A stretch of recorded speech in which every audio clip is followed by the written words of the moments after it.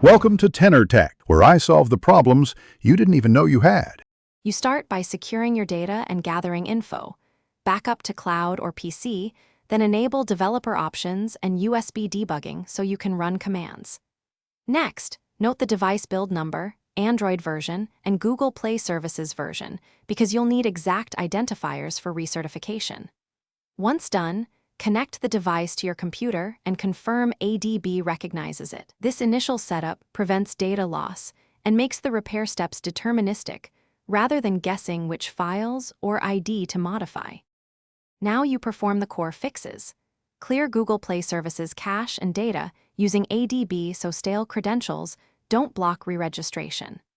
Then re-register device certification by ensuring the device's GSF ID and Android ID match the ones Google expects, or use the OEM restore procedure when available.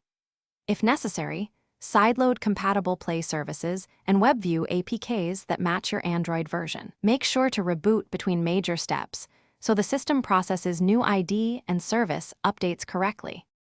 Finish by rebooting and signing into your Google account. Then open Play Protect settings and verify certification shows certified.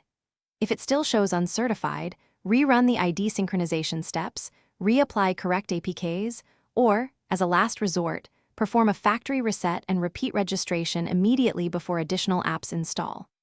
If problems persist, check for mismatched firmware or unlocked bootloader status. Those commonly prevent certification. One key tip: always update firmware and Play services after repair to avoid regression. Thanks for watching. Subscribe to keep your life in tune.